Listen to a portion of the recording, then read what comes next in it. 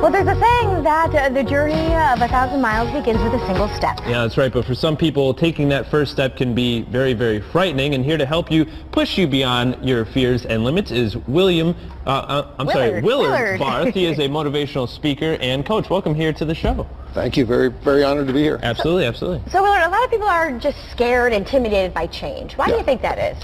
You know, people go through their life experiences and they create this bubble they live in, which we call their comfort zone. And the challenge is people default to that comfort zone. The reality is change is happening all the time. Weather changes, social situation changes, economy changes, we change as our bodies change. And it's just fear and limiting beliefs that keep them in that space. Tell us a little bit about your past, because there have been some things that happened in your life that kind of led you to this moment right here. What happened and what got you over the edge? Quick highlight reel. I lost my leg when I was 8 years old to bone cancer. Put me on two very diverse paths. One, I became a mega achiever. So I lettered in high school football, I lettered in high school wrestling. I was the first licensed amputee motorcyclist in Pennsylvania, and I had my first business by the time I was 19 years old. So that's very motivational right there in and of itself.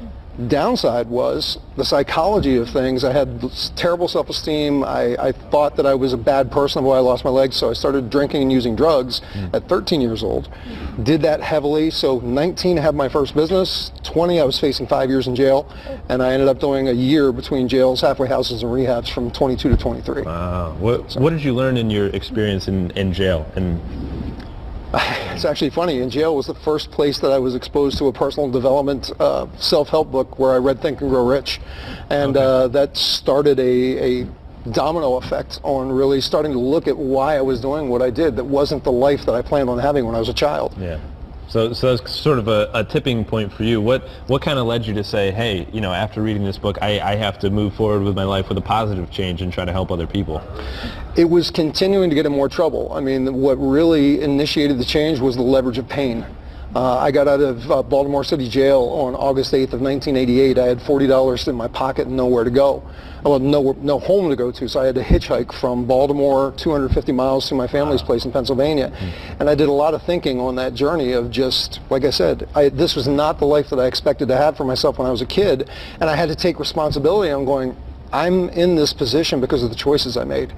Yeah, and it probably was overwhelming and such a negative thing at first for you, but would you say you changed it into a positive? Absolutely, absolutely. Every one of the worst experiences in my life, people ask, what would you go back and change? And I wouldn't change any of it because all of it is part of the fiber that makes up who I am and what I do now. Yeah, and it has to be fulfilling for you to be able to help other people. Very much so, very much. Yeah. Now tell us about some of these success stories that you've had over the years. You've been able to help many, many people, and part of that is in the music industry. Tell us all about that. Yeah.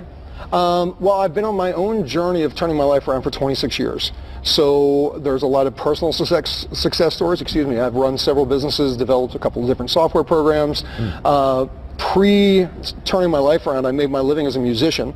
And then after I got sober and started cleaning my life up, I finally fulfilled a dream of recording my own CD.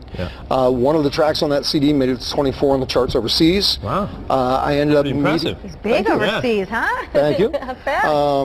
I ended up developing a friendship with a gentleman by the name of Les Paul. Don't know if all of your listeners would know him, but might have heard of him. You've heard of him. And was able to perform on Broadway with him over 100 times in the 17-year friendship that we had.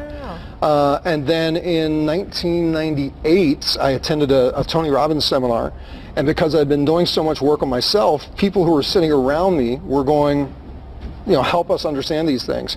His staff recognized it. By the end of the weekend, I was offered a job as a coach for Tony's company, did some work there, then moved on to start my own company. And since